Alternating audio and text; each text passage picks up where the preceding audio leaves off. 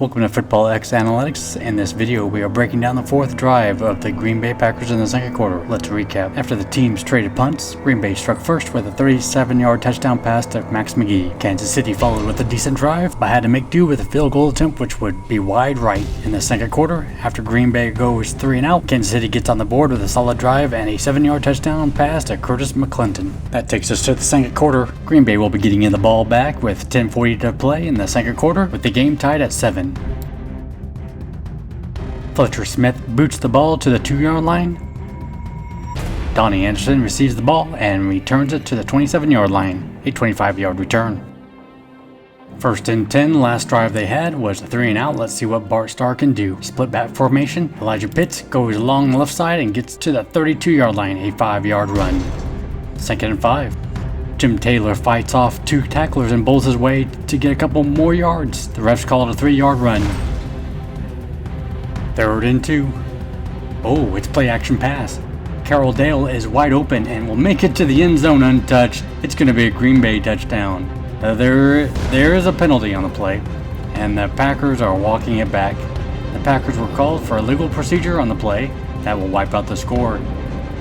Surprise, surprise, the referees messed that up. The ball was placed on the Green Bay 32-yard line. It should have been placed on the 31. Third and 5. Bart Starr goes back to pass, and he throws to Max McGee for a 10-yard completion. First down. First and 10. Taylor and Pitts in the backfield. Starr looking to pass, and he throws to Carroll Dale, who is unable to get a hold of the ball. Incomplete. Second and 10. Deadly combo in the backfield again.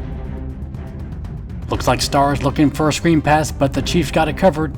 He throws it towards Elijah Pitts, who has no chance of getting it. Looks like he just threw it away. Third and 10. They need a first down to keep this driver alive. His offensive line is giving him lots of time, and he finds Carroll Darrell for a 15-yard first down.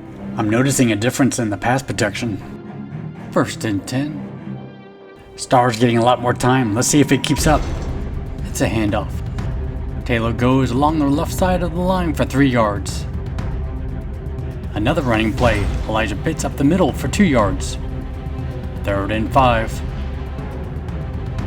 Starr with plenty of time finds tight end Mara Fleming for 11 yards. Another third down conversion. That's the third one for this drive. Green Bay's got some serious momentum on this drive. First and 10. Jim Taylor running up the middle to gain a few yards. He gets 3. Second and 7. Starr hands off to Pitt, who is stuffed up the middle for no gain. Andy Rice gets the credit for that tackle. Third and 7, and another third down on this drive. Unbelievable protection. Starr with all kinds of time. Throws to Elijah Pitts for 10 yards. First down.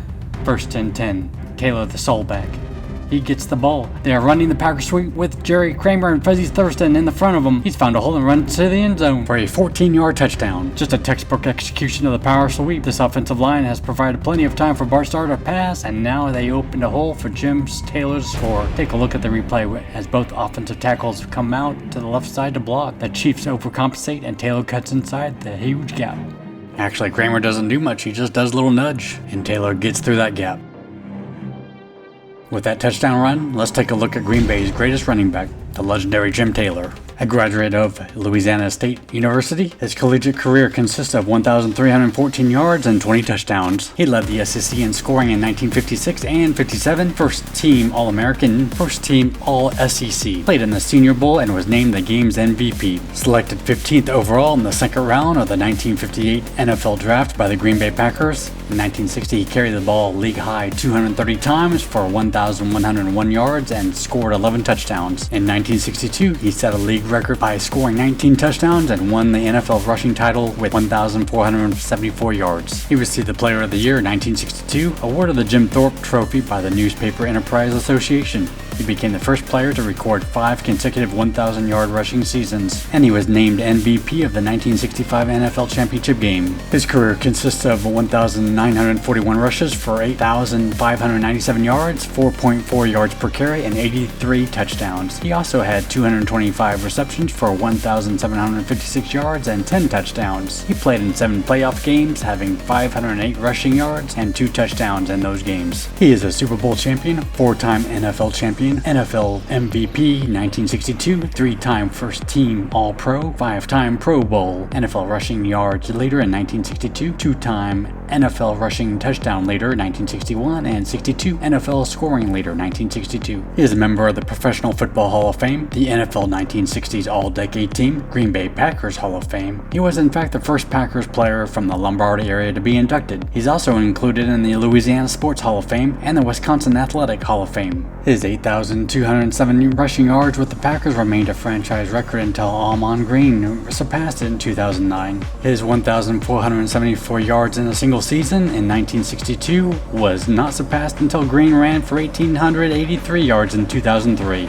At his retirement, Taylor's 83 career rushing touchdowns placed him behind only Jim Brown. Let's go back to the game for Don Chandler's extra point attempt, and it's good. Kansas City Chiefs 7, Green Bay Packers 14. With the end of the drive, let's take a look at the stats. A 14-play drive taking up 6 minutes and 8 seconds and 77 yards. Bart Starr 4 for 6 for 46 yards and 4 first downs. That offensive line is allowing time for the Packers to develop their passing plays. They converted 4 third down conversions through the air. Jim Taylor with the 14-yard touchdown had 23 total on this drive. Elijah Pitts doesn't have much, but he's contributing. And look at the receivers. Everyone is getting a touch. Looking at the total stats of the game so far for the Packers offense, Packers have 26 plays with 144 yards and consuming 12 minutes and 43 seconds. That's not even halftime yet. Starr has a 72% completion rating, 128 yards, a touchdown, and 6 first downs. Taylor Pitts' running are important, but the numbers aren't showing it, and it looks like Starr is making sure all his receivers are getting an even stream of catches. The big one was Max McGee, 2 catches, 47 yards, and a touchdown. Looking like an MVP as well. Next video, we will cover the Chiefs as they attempt to chip away at the Packers' lead. Thanks for watching. Please like and subscribe.